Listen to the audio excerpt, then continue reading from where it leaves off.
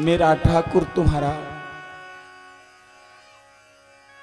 धन नहीं चाहता, तुम्हारा तन नहीं चाहता, मेरा ठाकुर तो तुम्हारा मन चाहता है प्यारे। मेरा ठाकुर तुम्हारे पदार्थ नहीं चाहता, वो तो प्रेम चाहता है, तुम्हारा पदार्थ नहीं चाहता, वो तो प्रेम का भूखा है। और जब ये बात ब्रह्मा जी ने देखी कि अरे ये तीनों लोगों का ठाकुर कहा जाता है, ये एक गमार ग्वाले के मुंह को चाट रहा है, ये परमात्मा नहीं हो सकता है, ये परमात्मा नहीं हो सकता। ब्रह्मा जी को मोह हो गया और जितने बछड़े थे सब हरण कर लिए, ग्वाल वालों को हरण कर लिया, एक गुफा में बंद कर दिया। कन्हैया ने कहा ब्रह्मा जी कोई बात नहीं, हमारी माया से तो बड़े बड़े सब मोहित हो जाते हैं और तुम हो गए तो कोई बड़ी बात नहीं, कोई बात नहीं। कन्हैया ने जैसे बछड़े थे, जैसे ग्वाल वाल थे, सब नए बना दिए, सब नए बना दिए। ब्रह्मा जी ने सोचा, कुछ दिनों तक इंतजार किया, ब्रह्मा जी ने सोचा कि कन्हैया ने ढूंढा नहीं, ढूंढा नहीं, हमने तो सब ग्वाल बाल बछड़े सब चुरा लिए, गुफा में बंद कर दिए, लेकिन कन्हैया ढूंढना नहीं आया, देखें क्या कर रहा है। और जैसे ही ब्रह्मा जी ने देखा तो देखा सारे के सारे ग्वाल बाल वैसे ही की वैसे ही, बछड़े सब चल रहे हैं, कन्हैया मुरली बजा रहा है। ब्रह्मा जी की हालत खराब, बोले हमने ये क्या किया। कन्हैया ने तो ये तो बछड़े ग्वाल बाल सब वही, और हमने चुराए वो वहां बंद, लेकिन ये तो सब वहां चल रहे हैं, सब ग्वाल बाल खेल रहे हैं कन्हैया के साथ। हमने बहुत बड़ी गलती की, हमने उस परमात्मा की परीक्षा ली। ध्यान रखना, कभी परमात्मा की परीक्षा मत लेना, जो परीक्षा लेता है उसका विनाश हो जाता है। सती ने परीक्षा ली थी, समाप्त हो गई थी। ब्रह्मा ने परीक्षा ली, दशा कुछ बकाया नहीं रही। परीक्षा, समीक्षा और प्रतीक्षा। परीक्षा सती ने ली, ब्रह्मा जी ने ली, और समीक्षा सूपण खाने की। बोलो क्या दशा हुई। और प्रतीक्षा किसने की? प्रतीक्षा सबरी ने की। प्रभु चलकर के सबरी के पास पहुंच गया। ध्यान रखना, अगर लेनी है, करनी है, तो प्रभु की प्रतीक्षा करना, कभी समीक्षा न करना, कभी उसकी परीक्षा मत लेना। ब्रह्मा जी ने सोचा अब तो भलाई इसमें ही है कि यहां से भाग लिया जाए, और किसी में भलाई नहीं है, जल्दी से भाग लिया जाए। ब्रह्मा जी भाग करके अपने ब्रह्मलोक में पहुंचे, और जैसे दरवाजे पर पहुंचे द्वारपालों ने रोक दिया, बोले no admission without permission. Brahma ji ने कहा तुम्हारा दिमाग खराब है, मैं ब्रह्मा हूं, मैं ब्रह्मा हूं, हमारे द्वारपाल होकर के हम ही को रोकते हो। द्वारपालों ने कहा तुम्हारा दिमाग तो नहीं खराब, ब्रह्मा जी हमारे जो अंदर बैठे हैं, तुम कहां से आ गए? ब्रह्मा जी तो अंदर बैठे हुए, तुम नकली ब्रह्मा कहां से आ गए? ब्रह्मा ने सोचा हम न तो घर के रहे और न घाट के रहे। जो भगवान की परीक्षा लेता है वो ब्रह्मा की तरह न तो घर का रहता है न घाट का रहता है। बोले हम तो कहीं की नहीं रहे, अब क्या करें। ब्रह्मा जी वहां से भी भागे और भाग करके भगवान के चरणों में गिर पड़े और कहने लगे प्रभु न जाना था तुम्ही, न जाना था तुम्ही भगवान बालक बन के आए हो। न जाना था तुम्ही भगवान बालक बन के आए हो। न जाना था तुम्ही भगवान बालक बन के आए हो। न जाना था तुम्ही भगवान बालक बन के आए हो। न जाना था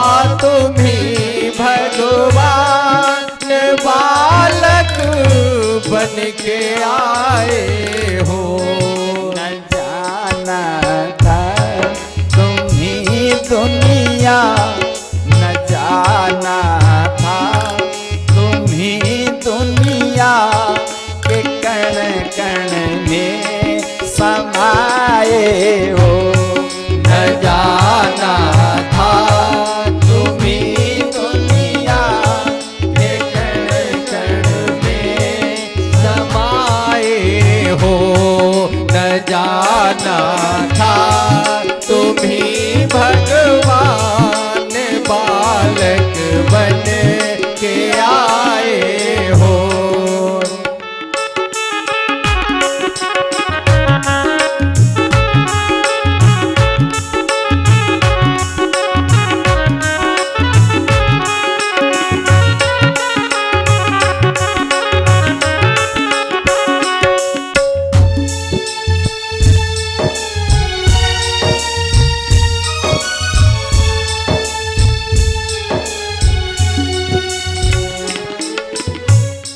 लकुटिया और मुरली करो बदन पर सुंदर पीतांबर।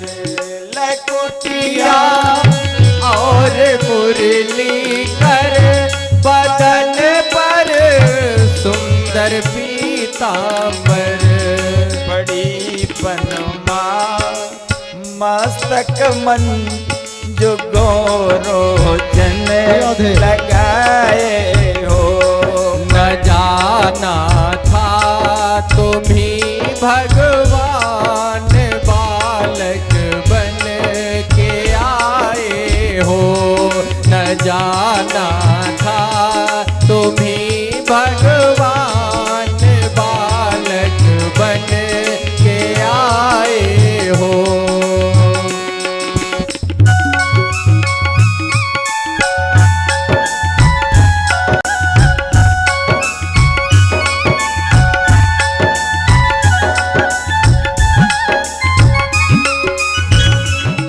नए ग्वाले नए बछड़े नए ब्रह्मा बना डाले।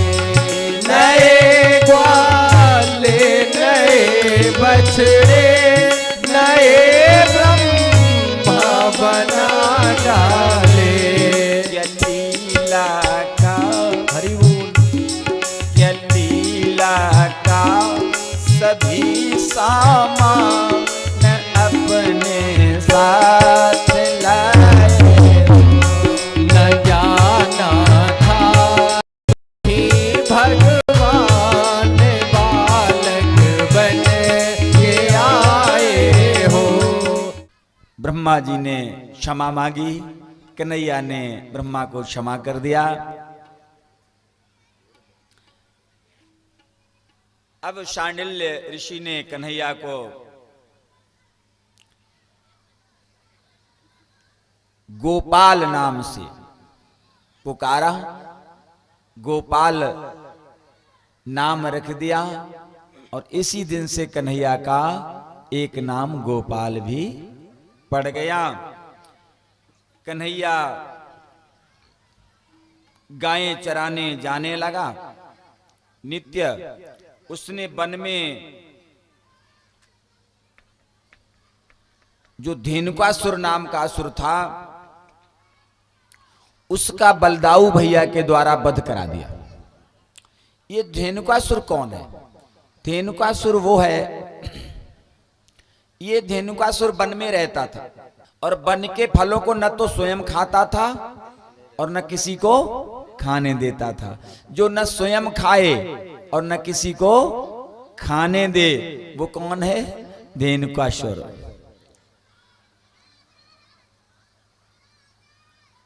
जो कमाए तो इकट्ठा तो करे लेकिन खर्च न करे वो धेनुकासुर।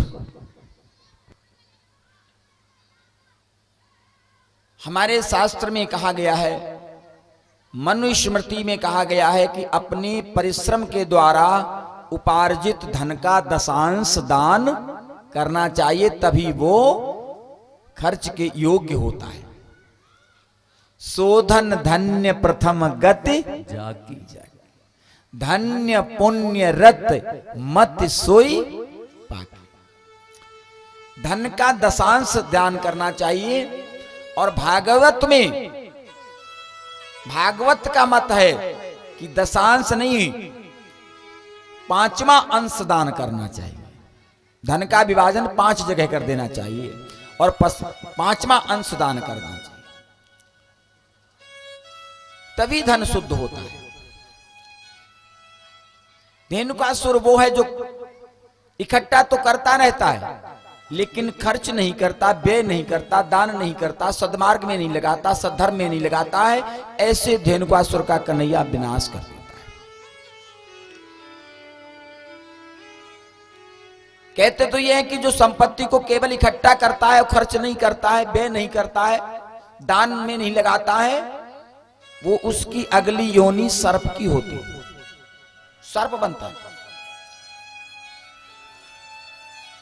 एक व्यक्ति था हमारा, इतना कंजूस था कि कुछ भी खर्च नहीं करता, कुछ भी खर्च नहीं करे सब। एक बार एक लोगों ने बड़ी भागवत का आयोजन किया, कार्यक्रम का। सब लोग मिलकर के उसके पास गए, सेठ के पास, कि महाराज कुछ सहयोग कर दो।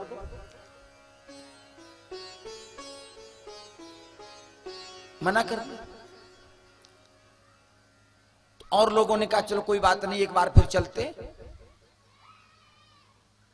अगर वो अपनी जिद नहीं छोड़ रहे तो हम भी अपनी जिद नहीं छोड़नी चाहिए। सज्जन को अपनी सज्जनता नहीं छोड़नी चाहिए दुष्ट के प्रभाव में आकर, नहीं तो दुष्ट मजबूत हो जाएगा, तुम कमजोर पड़ जाओगे। एक बिच्छू था महाराज, गंगा जी में संत स्नान करने के लिए पहुंचे तो बिच्छू ने, जो बिच्छू था वो डूब रहा था गंगा जी में, तो संत ने उसे उठाया हाथ पे, और जैसे उठाया काट लिया, और जैसे काटा दर्द हुआ तो फिर छूट गया। लेकिन फिर डूबने लगा तो संत ने फिर उठा लिया, फिर उसने काट लिया, फिर गिर पड़ा, और फिर जब डूबने लगा तो संत ने फिर उठा लिया। तो एक पास में खड़ा था भक्त, उसने कहा महाराज ये जब बार बार काट रहा है तो इसे छोड़ क्यों नहीं देते, डूबने क्यों नहीं देते, आप क्यों बार बार उठा लेते हो? तो संत ने कहा जब ये काटना नहीं छोड़ेगा जब तक, तब तक हम ये उठाना नहीं छोड़ेंगे। ये अपनी जब स्वभाव नहीं छोड़ रहा है, अपना जब गुण नहीं छोड़ रहा है, तो हम क्यों अपना गुण छोड़ दें? क्योंकि अगर हम अपना गुण छोड़ देंगे तो इससे हम कमजोर पड़ जाएंगे, सज्जनता कमजोर पड़ जाए। इसलिए तो पुनः उसके पास गए तो उन्होंने कहा चलो ठीक है, नहीं मानते हो तो हम यहां तो नहीं, हम वहीं आकर के दे देंगे आप। चलो ठीक है, सबने कहा कोई बात नहीं। सब लोग चले आए। अब वो सेठ ने जो इकट्ठे कर लिए थे पैसे, पहले चांदी का सिक्का चलता था आप जानते हो, तमाम इकट्ठे कर रखे थे, कुछ खर्च तो किया ही नहीं था। तो उसमें से 1 रुपया निकाला और मुट्ठी में बंद किया और भागवत कथा के प्रांगण की तरफ चल दिया।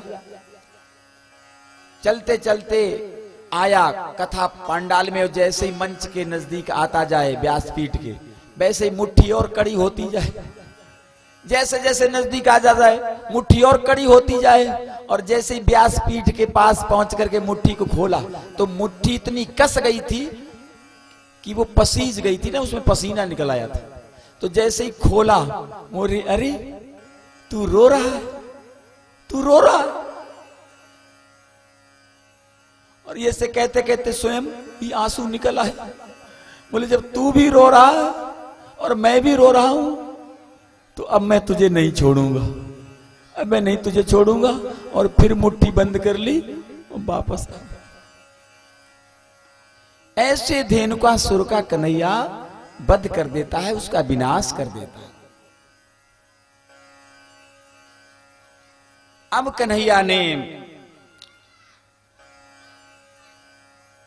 एक और दिव्य लीला की। मैया सुस्त बैठी थी, कन्हैया मैया के पास गया, मैया तुम सुस्त क्यों, उदास क्यों? तो कन्हैया से मैया ने कहा, कन्हैया उदास इसलिए हैं कि कंस ने कमल पुष्प मंगवाए हैं काली दह से, और काली दह में बहुत बड़ा काली नाग रहता है, उसके भय से उसके पास तक कोई नहीं जाता है। इसलिए कन्हैया वो काम तू नहीं कर सकता है, वो तेरे बस का नहीं है। उस काली दह में तो कोई जा ही नहीं सकता, तू कैसे जाएगा? कन्हैया ने कहा चिंता मत करो मैया, जहां कोई नहीं जा सकता वहां मैं जा सकता हूं, बिल्कुल चिंता मत करो। कन्हैया ने ग्वाल बाल इकट्ठे किए और काली दह के ऊपर जाकर के गेंद खेलने लगा।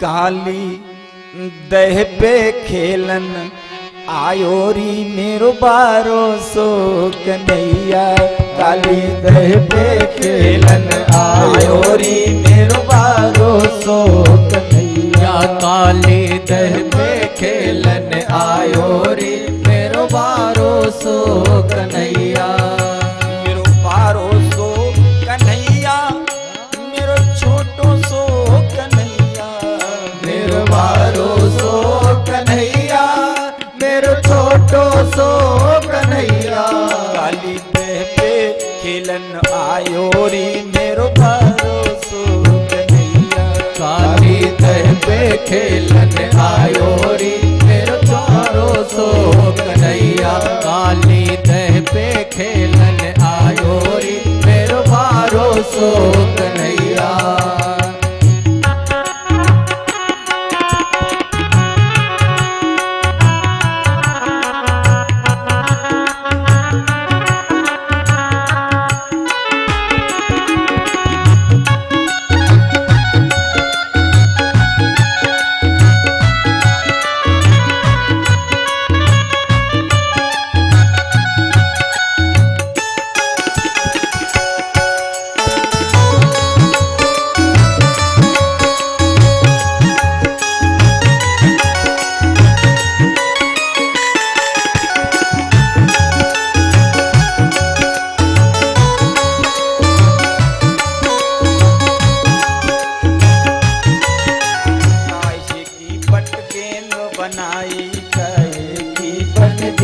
बनाई काहे की बन गेंद बनाई, काहे की बन गेंद बनाई, काहे की बन गेंद बनाई, काहे की बन गेंद बनाई, काहे को बल्ला लायोरी मेरो बाको सो कन्हैया, काली दह पे खेलन आयोरी मेरो बारो सो कन्हैया, काली दह पे खेलन आयोरी मेरो बारो सो कन्हैया, मेरो बारो सो कन्हैया, मेरो छोटो सो कन्हैया, मेरो बारो सो कन्हैया, मेरो छोटो सो कन्हैया, काली दह पे खेलन आयोरी मेरो बारो सो, काली दह पे खेलन आयोरी मेरो बारो सो कन्हैया, काली दह पे खेलन आयोरी मेरो बारो सो कन्हैया।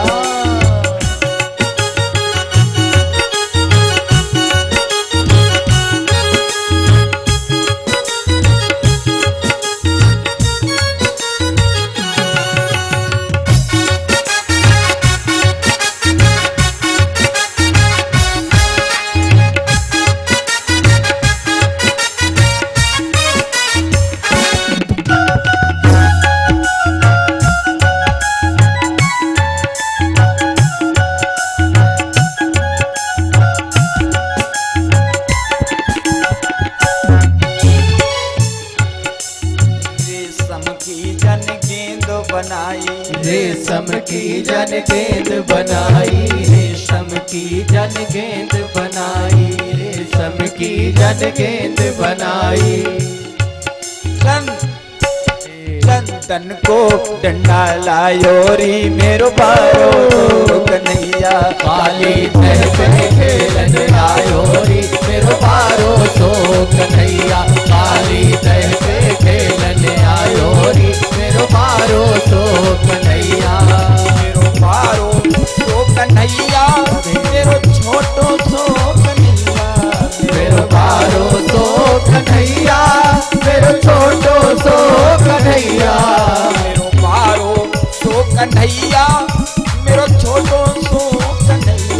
काली तह पे खेलन आयो री मेरो पारो सो काली तह पे खेलन आयो री मेरो पारो सो कन्हैया काली तह पे खेलन आयो री मेरो पारो सो कन्हैया काली तह पे खेलन आयो री मेरो पारो सो कन्हैया काली तह पे खेलन आयो री मेरो पारो सो कन्हैया काली तह पे खेलन आयो री मेरो पारो सो कन्हैया। जय जय श्री राम। गेंद खेलते खेलते कन्हैया ने ऐसी ठोल मारी गेंद में, यमुना जी में गेंद। श्री दामा ने कहा कन्हैया हमारी गेंद ला के दो। कन्हैया ने कहा सखा तुम भी ऐसी बात करते हो, अरे ये कपड़े की फटी चिथड़ी गेंद, अरे चलेगी चले जाने दो। श्री दामा तुम क्यों चिंता करते हो, हम इससे अच्छी गेंद तुम्हें ला करके दे देंगे। श्री दामा ने कहा नहीं हमें चाहिए तो वही चाहिए, हमें न अच्छी चाहिए न खराब चाहिए, हमें तो अपनी गेंद चाहिए। कन्हैया ने कहा नहीं मानोगे, अरे हम तुम्हें इससे अच्छी बना के दे देंगे, इससे अच्छी मैया से बनवा देंगे। नहीं हमें तो कन्हैया वही गेंद चाहिए, अपनी गेंद चाहिए। कन्हैया ने कहा नहीं मानोगे, बोले नहीं। कन्हैया कदम्ब के वृक्ष पर चढ़ गया और कदम्ब के वृक्ष पर चढ़कर कन्हैया ने यमुना में छलांग लगा दी और जैसे ही यमुना में कूदा, जब ये बात ब्रजवालों को पता लगी, सारा ब्रजमंडल गायें बछड़े सब यमुना के तट पर भागते हुए सारा ब्रजमंडल यमुना के तट पर पहुंच गया और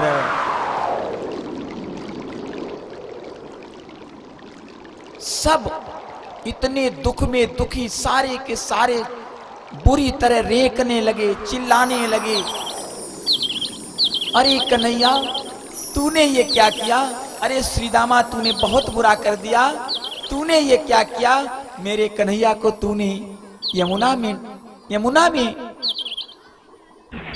क्या जरूरत थी, अरे गेंद तो तुझे दूसरी मिल जाती, लेकिन नहीं। कन्हैया अंदर गया, नाग की पत्नी ने कहा बालक तू भूल से आ गया है, वापस हो जा, अगर हमारा नाग जग गया तो तू भस्म हो जाएगा, बच्चे तू कैसे आ गया। कन्हैया ने कहा मैं धोखे से नहीं, मैं जानबूझ के आया हूं, जान करके आया हूं। जान करके, बोले हाँ जान करके मैं आया हूं।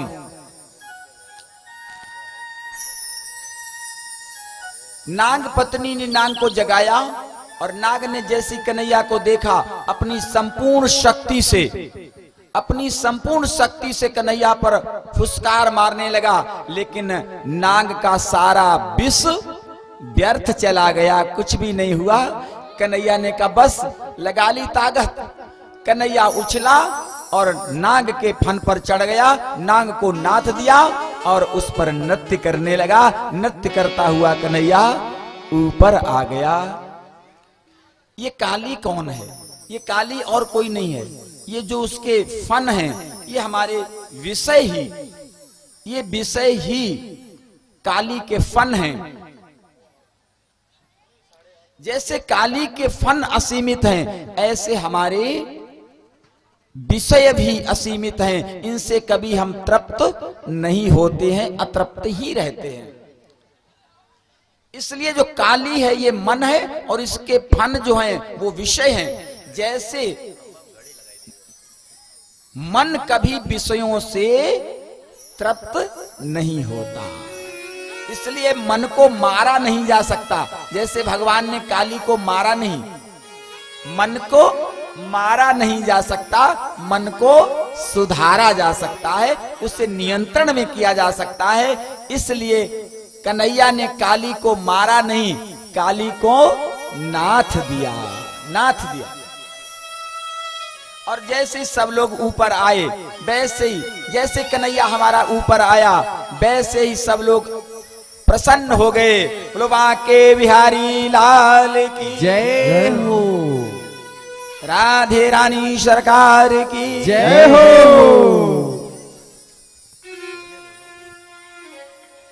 इस तरह कन्हैया ने नाथ दिया काली को, और काली से कहा काली तुम रमणदीप में जाओ, अब यहां तुम्हारा कोई काम नहीं। तो कन्हैया ने काली को रमणदीप में भेज दिया। कन्हैया ने काली को कहां भेज दिया? रमणदीप में। मैंने आपसे कहा ना कि संसार में आप रहें, लेकिन कैसे रहें बोलो? जैसे नाव रहती है, जैसे नाव जल में रहती है, इसी तरह हमें संसार में रहना है। जैसे नाव जल को अपने अंदर नहीं आने देती, ऐसे ही हमारे मन में संसार नहीं आना चाहिए। हमारा मन चाहे कहीं भी रहे, लेकिन मन के अंदर संसार नहीं आना चाहिए। लेकिन आज हो क्या रहा है? ये मन हमारा काली नांग है, और इसके जो फन है वो विषय है। मन जैसे कभी विषयों से तृप्त नहीं होता प्यारे। हम इतने कीचड़ में उलझे हैं, इतने जाल में फंसे कि हम कुछ कर नहीं पाते। अगर हम इसमें से निकल करके अगर हम थोड़े समय भी परमात्मा का ध्यान करें, तो हमारे मन की व्यथा, हमारे मन की टेंशन, हमारे मन की उलझन समाप्त हो जाती है। अच्छा, आपने देखा होगा ना कि जब भगवान का आप स्मरण करने के लिए ध्यान में बैठते हैं, तो आपको एक अलग अनुभूति लगती होगी। लगती होगी? समझ लो, उसका स्मरण, उसका ध्यान करते ही शांति मिलने लगती है। वो शांति धाम है। और ये क्या दिया है? इस संसार ने हमें क्या दिया है? अरे हम तो ऐसे गधे बन गए, इस भार ढोते ढोते हमारा तो दिमाग ही अपसेट हो गया। अरे और छोड़ो, व्यक्ति की स्मरण शक्ति इतनी कमजोर, बेचारा भूलने लगता, कहीं चाबी रख देता, कहीं ढूंढता। बोलो नहीं ढूंढता? क्यों? हर समय टेंशन ना, हर समय टेंशन। 3 पत्नियां थी, तो एक पत्नी ने कहा हमारे पति बड़े बड़े भुलक्कड़ हैं, बड़े भुलक्कड़ हैं, इतने भुलक्कड़ हैं आपको बता नहीं सकती। अच्छा, कितने भुलक्कड़ हैं? अरे बोले बहुत भुलक्कड़ हैं। कितने? बोले एक बार हमने उनसे सब्जी मंगवाई, तो सब्जी में क्या मंगवाया? बोले सब्जी में हमने उनसे टमाटर मंगवाए कि जाओ टमाटर ले आओ। झोला लेके गए, तो लेने गए टमाटर, और घर में लाके रख दी मटर। इतनी भुलक्कड़। अरे बोले तब तो आपके पति कुछ भी भुलक्कड़ नहीं है, हमारे पति मालूम कितने भुलक्कड़ हैं। कितने? बोले हमारे तो पति इतने भुलक्कड़ हैं, एक बार हमने उन्हें झोला दिया सब्जी के लिए, जाओ सब्जी ले आओ। 2 घंटे बाद लौटे और हमसे पूछा 2 घंटे बाद लौट करके कि आपने क्या मंगाया था? बोले बस आपके पति इतने ही भुलक्कड़। बोले और क्या? बोले हमारे पति मालूम कितने भुलक्कड़ हैं। कितनी? बोले हम आपको बता नहीं सकती, इतनी भुलक्कड़ हैं, उनकी तो कुछ कहने नहीं।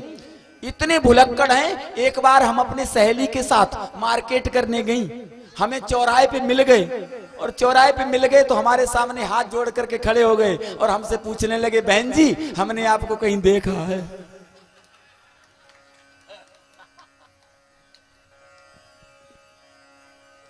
ये क्या दे रहा है संसार हमें? ये संसार हमें क्या दे रहा है? कहां ले जा रहा है? इसलिए प्यारे, अगर दिमाग को ठीक रखना चाहते हो, अगर शुद्ध रखना चाहते हो, संतुलित रखना चाहते हो, तो संसार से नहीं, उस सबके सार से, उस सरकार से अपना मन जोड़ो। संसार से नहीं, हमारे सरकार से मन जोड़ो, और जिस दिन हमारे सरकार से जोड़ दोगे उसी दिन तुम्हारा कल्याण हो जाएगा। आज गोपियों का मन मेरे ठाकुर में लगा हुआ है। आज कन्हैया ने मधुर मधुर बंसी बजाई। बरहा पीडम नटवर बपु कर्णयो कर्णकारम विप्रदवाशः कनक कपिशम वैजंतीं च मालाम रंधान वेणुर्धर शुदया पूरयन गोप वृंदेर वृंदारण्यम स्वपद रमणम प्रावशद गीत कीर्ति। सारी गोपियां कहती हैं सखी, आंखों और जीवन की सफलता यही है कि गायों को ले जा रहे मुरली अधरों पर धरे कृष्ण हमारी ओर प्रेम भरी चितवन से देख रहे हैं और हम उनकी रूप रस माधुरी का पान कर रही हैं। और जैसे ही गोपियों ने कन्हैया की मधुर मुरली की तान को सुना तो क्या दशा हुई गोपियों की कि बाजी ने बिसारी धीर, बाजी ने फारी चीर। सब भूल गई, पगला गई। क्यों? प्रेम में ज्ञान नहीं रहता है, ध्यान रखना, प्रेम में ज्ञान नहीं रहता। बाजी ने बिसारी धीर, बाजी ने है भारी चीर, बाजी के उठी है पीर, चैन नाही मन में। बाजी घर छोड़ भाजी, बाजी पर छोड़ भाजी, बाजी डर छोड़ भाजी, व्याधि लागी तन में। बाजी कहें बाजी बाजी, बाजी कहें कहाँ बाजी, बाजी कहें बाजी बाजी, बाजी कहें कहाँ बाजी, बाजी कहें बाजी है बांसुरी वृंदावन में। बाजी कहें बाजी है बांसुरी वृंदावन में। और जैसे ही मधुर मुरली की आवाज सुनी सारी गोपियां पागल हो गई, एक दूसरे से पूछने लगी, गोपी एक बात बताओ, हमने अपना सब कुछ कन्हैया के चरणों में निछावर कर दिया है, सब कुछ त्याग दिया है उसके लिए, कुल कान मर्यादा लोक लज्जा परिवार पुत्र संपत्ति सब कुछ उसके लिए छोड़ दिया है गोपियों, लेकिन हमसे भी ज्यादा कन्हैया मुरली को प्रेम करता है। ये क्या बात है? एक क्षण के लिए भी मुरली नहीं छोड़ता, चलता है तो कमर में और बजाता है तो अधर पर, सोता है तो कटी में, एक क्षण भी मुरली नहीं छोड़ता है। इसका कारण क्या है? तो गोपियों ने कहा जिससे प्रेम करता है उसी से पूछ लिया जाए।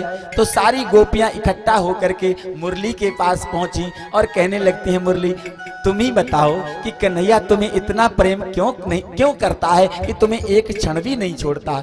मुरली ने कहा देखो कन्हैया मुझे इसलिए प्रेम करता है, पहला कारण तो यह है कि हमने धूप सही, गर्मी सही, वर्षा सही, सब कुछ सहा, लेकिन हमने कभी कन्हैया से नहीं कहा, पहली बात। दूसरी बात, कन्हैया हमें इसलिए भी प्रेम करता है कि हमारा पेट साफ है, हमारे अंदर कुछ नहीं है। बोलो मुरली के अंदर कुछ होता है?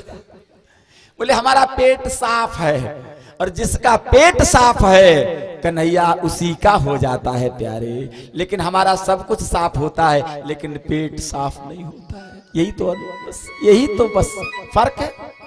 मुरली ने कहा हमारा पेट साफ है। दूसरी बात मुरली ने कही, गोपियों एक बात और है। क्या? बोले जिसने हमारे पेट को खरोंचा हमने आज तक उससे भी कुछ नहीं कहा। और अंतिम और सबसे महत्वपूर्ण बात बताई मुरली ने, गोपियों कन्हैया हमें इसलिए भी सबसे अधिक प्रेम करता है कि मैं कुछ नहीं बोलती हूँ, जो कन्हैया बोलता है वही मैं बोलती हूँ, इसलिए कन्हैया मुझे बहुत प्रेम करता है। और कोई बात नहीं है, और कोई बात नहीं है। मैं कुछ नहीं बोलती, जो कन्हैया बोलता है वही मैं बोलती हूँ। यही प्रेम की परिभाषा है, यही प्रेम है। तो गोपियां मुरली से तो कुछ नहीं कहती हैं, कन्हैया से कहती हैं, कन्हैया मोहन हमारे मधुबन में तुम आया ना करो, मोहन हमारे मधुबन में तुम आया ना करो, जादू भरी ये बांसुरी बजाया ना करो, तुम बजाया ना करो, जादू भरी ये बांसुरी बजाया ना करो, बजाया ना करो, जादू भरी ये बांसुरी बजाया ना करो,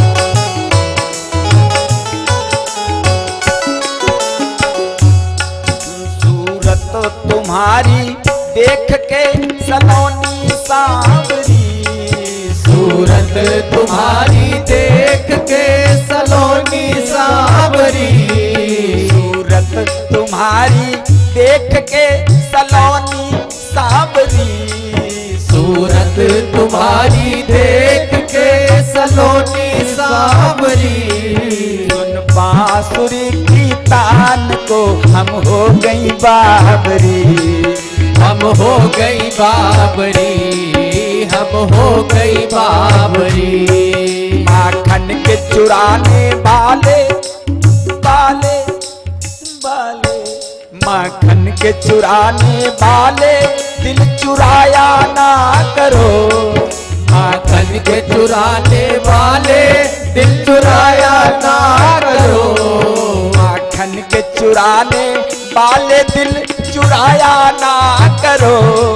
जादू भरी ये बांसुरी बजाया ना करो, तुम बजाया ना करो। जादू भरी ये बांसुरी बजाया ना करो, बजाया ना करो। भरी ये बांसुरी बजाया ना करो, बजाया ना करो।